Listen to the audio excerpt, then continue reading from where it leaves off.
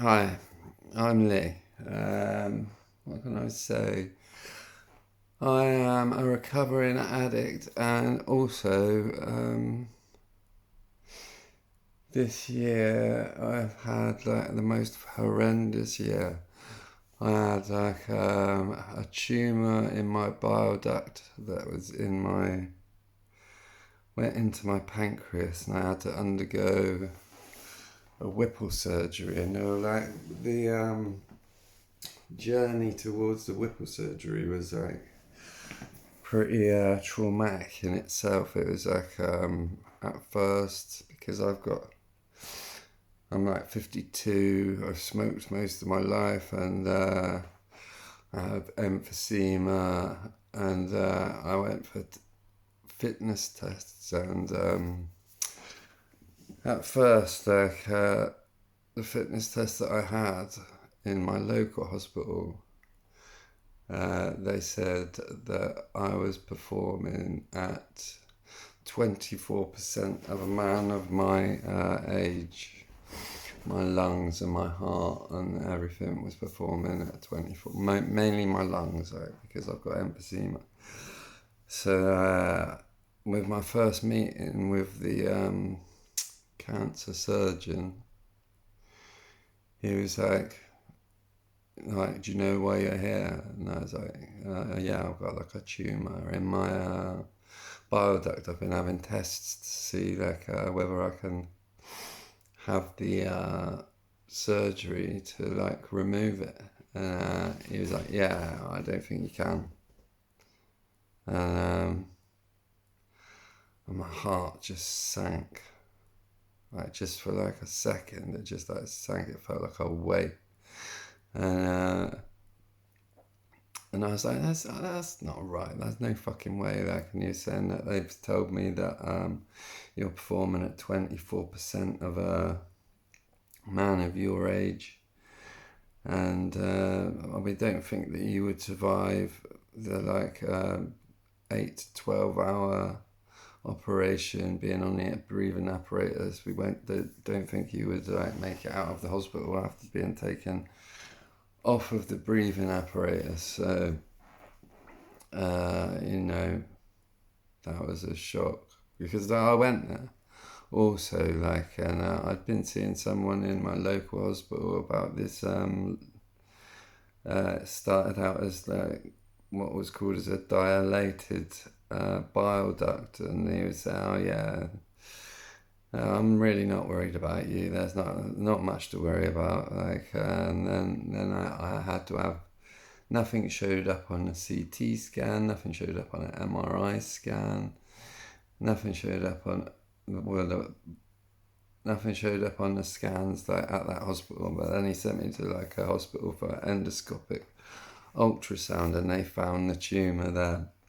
And but the guy at like my local hospital has been going, yeah, that is. I'm really not that worried. You'll be fine.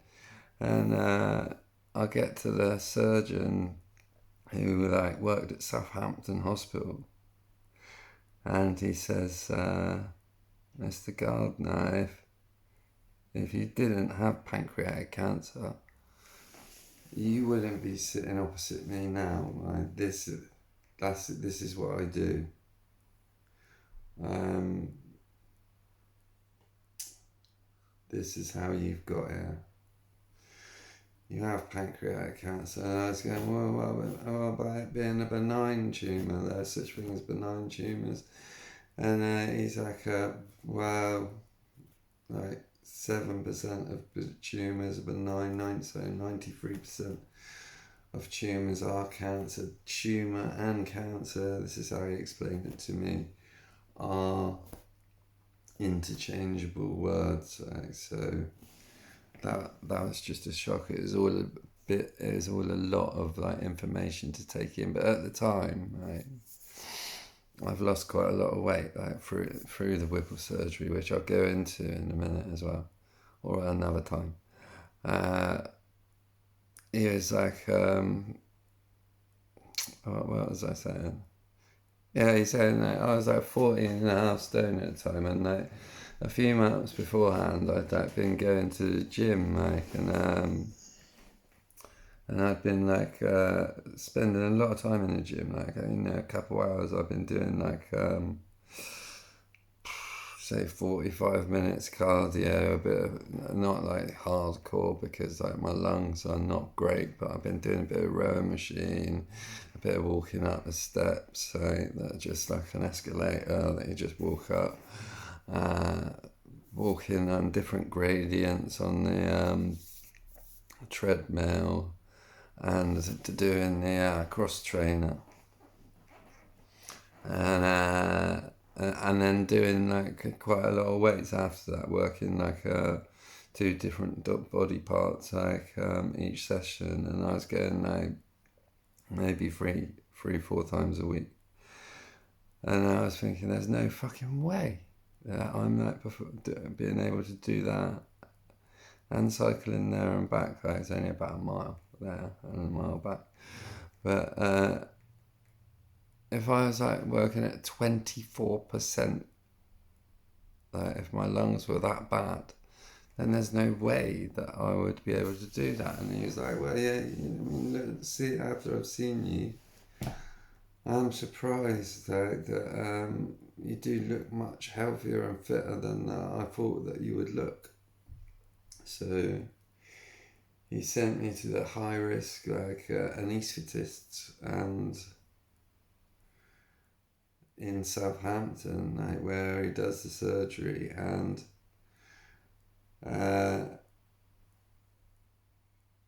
he said like we'll like do this test again. So I did the test again, and it was the same test. It was different people. Yeah, the guy in my local hospital as well, like, you know, he thought he was a chuckle brother. Like, I went in there and he was like, oh yeah, we try and keep everything casual. I was thinking, fucking, this ain't casual, man. This is my life, like life or death situation. And he was like trying to crack all these jokes, and like it's just horrendous. He wasn't funny, and none of his jokes were funny. And I was there to like see if I could have an operation that would potentially like be life or death. So anyways, I got to the Southampton night one, and they do exactly the same test, and there's a couple of young people there, man, that were doing the test. They look young, like, everyone knows young when you're like 52, I suppose. They look like too young to be like working in the medical profession, but you know that happens a lot these days, like with all professions. Yeah, so I did the same test, exactly the same test. The only difference was they didn't like crack jokes, and they would like every now and then they would tighten my mask up, like, which was like reading the oxygen. And I came out of there and went in to see the high risk anaesthetist, and he was like, you know, I don't know what they're going on about with the 24%. For a start, like, I mean, we don't score it like that. Basically, we score that if you're like, you know, from 8, if you're on an 8 or a 9, then like you're at a very high risk of not surviving this operation. If you're on a 10 or 11, you're pretty safe. If you're on 12, then like you're almost guaranteed to survive this operation. And I scored a 13 on exactly the same test as they'd originally told me that I was like performing at 24% of an average man of my age, and I would not survive the test. He said that half the people in the hospital, if he like tested them, that they wouldn't score 13. So I was perfectly fit enough to have the operation, and the operation went ahead. My missus said that I should have been like vlogging about this like from the beginning, because There's no point in vlogging about it, like, when you're well, but to be honest with you, I ain't well. I mean, like, Whipple surgery, they don't tell you about the, like, after effects of the Whipple surgery. They don't tell you very much about the recovery process. They told me that my scar would be healed within 6 weeks. They told me within 3 to 6 months I would be pretty much back to normal. And while I was in hospital for 11 days, and I went from like 14 stone 5. That is like not about 92, 93 kilos in European. I don't know what it is in pounds. Pounds and stones is, you can work it out. It's 14 pounds to a stone, so I've been, I don't know. Anyway, nearly 200 pounds, I suppose. Quite a hefty chunk. And yeah, when I left the hospital 11 days later, I was 71 kilos, which is like about 11 stone 1, 11 stone 2, something like that. So I dropped like over 3 stones like in 11 days, like through having like the Whipple surgery, not being able to eat very much, not being able to process very much of what I did eat. It's been like an ongoing sort of battle to find, because they like take half your pancreas, and it was later found that the half of my pancreas that was left was damaged. And every time I go there and see a specialist, they say, oh, from when you used to drink heavily. And I'm like, oh, I've never drank heavily. Like, I don't know what you talk about. I think that the damage was done actually by having the cyst in my bile ducts where it connects to my pancreas. I think there was a lot of sludge in my pancreatic tubes as well. I think the damage was actually done by that, like by having it left in there for so long. But I'm not a medical person, but they say there's like certain things that can like upset your pancreas, and drinking is the main offender. But yeah, no, I've never really been a heavy drinker. I mean, I used to drink, and when I drank, I did drink. And I was a complete idiot when I drank.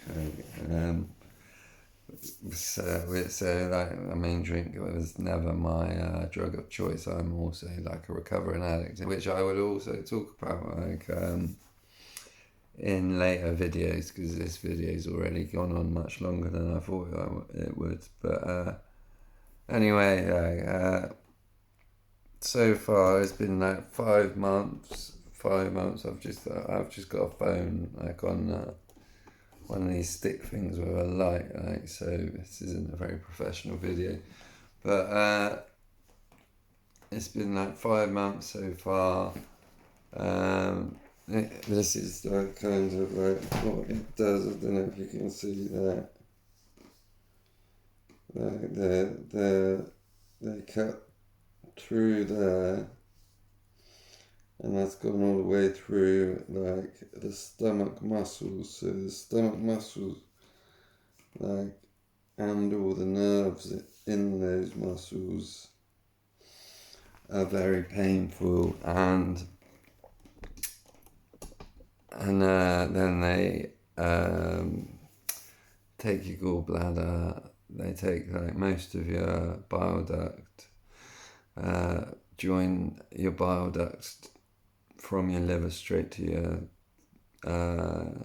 intestine, and put the other half of your bile duct somewhere else, like joined to your intestine. So it's like a total like replumbing job, and like it's been difficult to get used to. It's been difficult to like, I have to like take these enzymes has been really a battle to get like used to how many of these enzymes that I'm supposed to take, and it's all just hit or miss. It's all just hit and miss. Like a dietitian is just like up your enzymes, blah blah blah. Anyway, well, I wanted to get onto like something a bit less boring now. The thing is, like I've always been like quite active. I've always wanted to be like active. I get like really frustrated when I can't be outdoors and I can't like do sort of like physical activities, like outdoor activities. I've still got like skateboards. I got this one. I got the old. This ain't that old actually. I bought this new because this is not what a skateboard used to be like when I was like a youngster.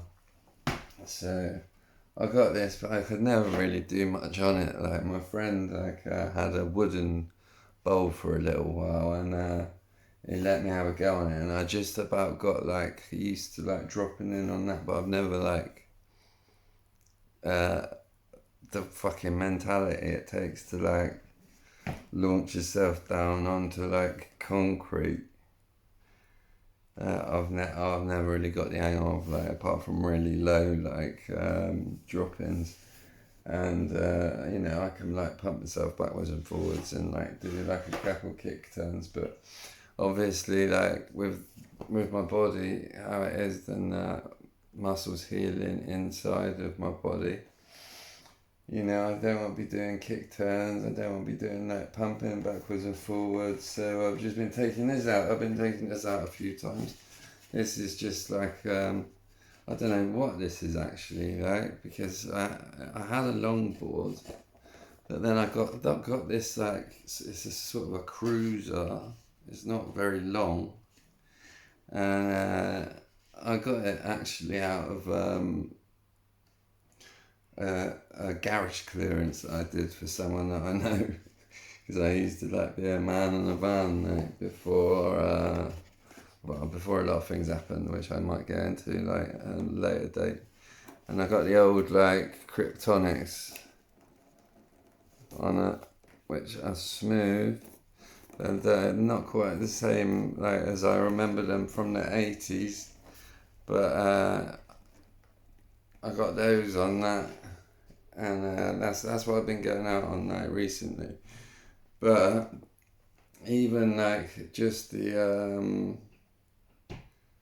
scooting, just the scooting along. Like, I'm goofy footed, so that I scoot with my left foot and I have my like right foot on the front of the board, and not that makes a difference. I wouldn't have thought, but the scooting sort of twists my body. So this is the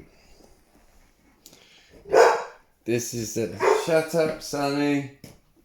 I know you're not getting any attention at the moment. This is a solution that I have come up with for these problems.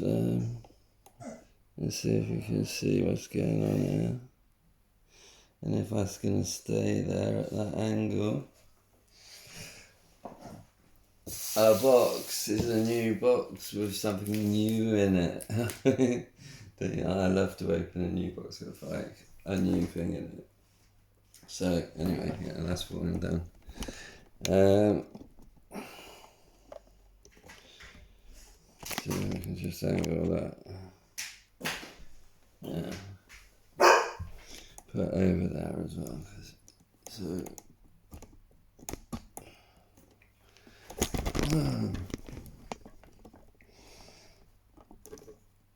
This is going to be totally unedited, and as it is, because I don't know anything about technology, and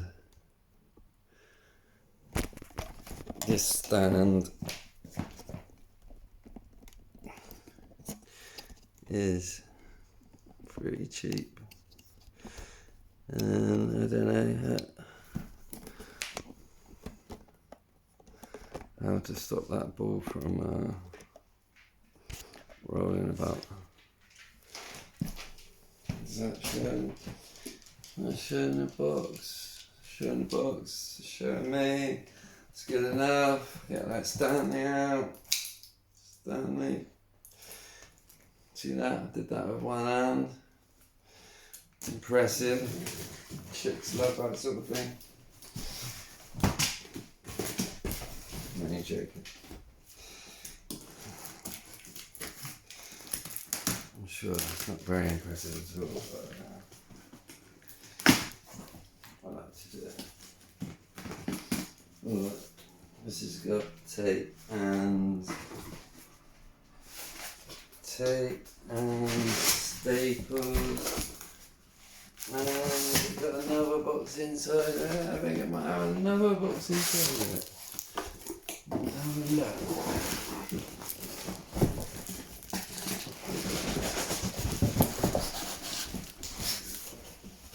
Yeah, there's another box inside of it. There's one box.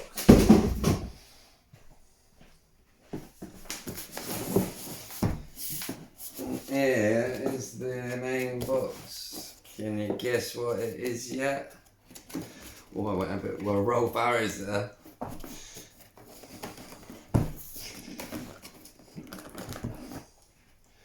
Probably not a great reference these days. So, now, get these out. It's a tough box.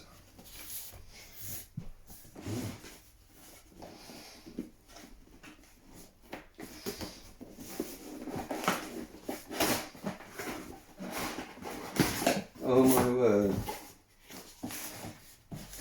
There's two boxes. There's one.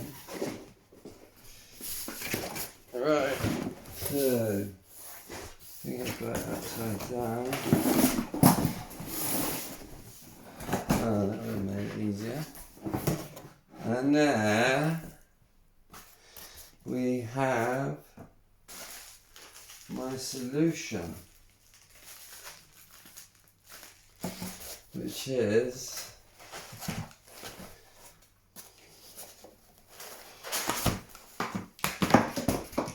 the exway. I can't remember what it's called. Exway Flex, which is an entry level electric board. It is belt driven.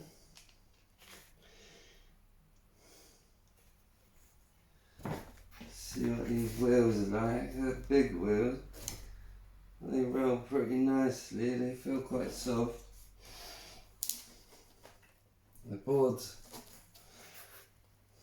kind of concave with the charger. I'm guessing this must be the remote. I'm hoping, because that is like all the bits you need. There's a 2-pin plug. There's another 2-pin plug.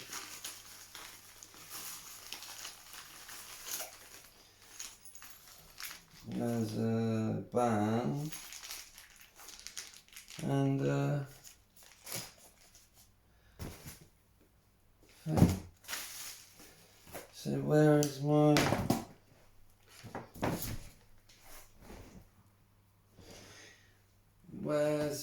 my controller? Because there's no good without a controller. What's this? Exway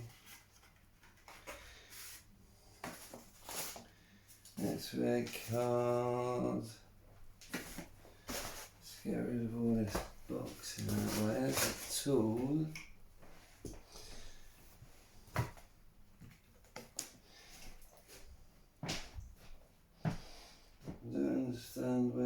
controller would be.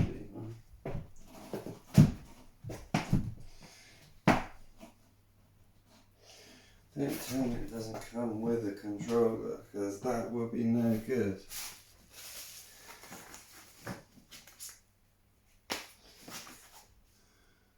Exway stickers.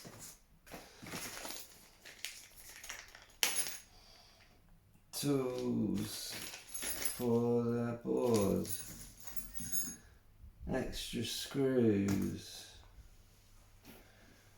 Oh, this is not good.